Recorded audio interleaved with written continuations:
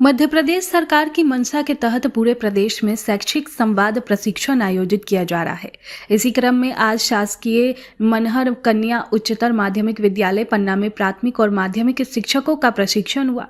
प्रशिक्षण में प्राथमिक स्तर के 16 और माध्यमिक स्तर के 12 शिक्षक मौजूद रहे। शिक्षकों को मिले टैबलेट के सही उपयोग, ELPS मॉडल और गुणवत्तापूर्ण शिक्षण के तरीकों पर विस्तार से मार्गदर्शन किया गया। ELPS मतलब एक्सपेरिमेंट, L मतलब भाषा, P मतलब चित्रात्मकता, S मतलब प्रतीकात्मकता। इन सभी के प्रयोग से शिक्षा को सरल और आनंददायक बनाने पर जोर दिया गया। प्रशिक्षण में स्कैफोल्डिंग पद्धति पर भी समझाई गई। पहले मैं करूं, फिर आप करो, फिर हम दोनों साथ करें और अंत में आप करो और मैं देखूं। गणितीय गतिविधियों, दक्षता विकास और खेलों के माध्यम से पढ़ाने के तरीकों पर भी चर्चा की गई। CSE अंबुज श्रीवास्तव ने बताया कि इन तरीकों से बच्चों में पढ़ने लिखने की गतिविधियां अधिक प्रभावी होती है। शिक्षकों का निरीक्षण प्रशिक्षण प्रभारी हरिराम माली डाइट पन्ना द्वारा किया गया। साथ ही भोपाल से आई टीम ने भी निरीक्षण कर सुझाव दिए। जिले की कलेक्टर उषा परमार और जिला पंचायत CEO मरावी का मार्गदर्शन लगातार मिलता रहा। DPC गुप्ता एवं जिला शिक्षा अधिकारी मॉनिटरिंग कर सुधारात्मक कार्य सुनिश्चित कर रहे हैं। पढ़ाने की तो आपसे बात ही नहीं करना चाहते कि आप गणित कैसे पढ़ाती हैं, पढ़ी कैसे आप लोगों ने, उसी से ये चीज निकल के आ जाएगी। कैसे पढ़ते थे गणित, 1 2 3 कैसे पढ़ते थे, गिनती कैसे सीखते थे? पहले तो इकनी 1 दूनी 2 पढ़ाते थे। पहले हम इकनी 1 दूनी 2 पढ़ते थे। आप क्या पढ़ाती हैं? क्या इकनी 1 दूनी 2 अभी पढ़ाती हैं? अब आप मतलब कुछ सुधार हुआ।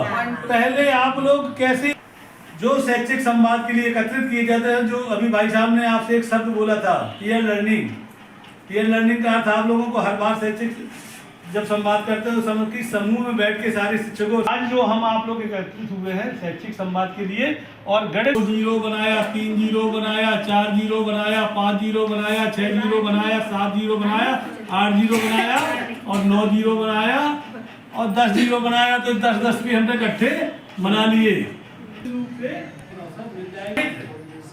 केवल और तीसरा या तो निश्चित रूप से बच्चे वहां के निश्चित रूप से दक्ष हो जाएंगे, इसमें कहीं कोई संदेह नहीं है। हमारे जिले आप सर डाइट से आए हैं प्रशिक्षण देने के लिए, और क्या विषय है और क्यों इसकी आवश्यकता शासन को पड़ी? आज सर शैक्षिक संवाद है 22/11/2025 को।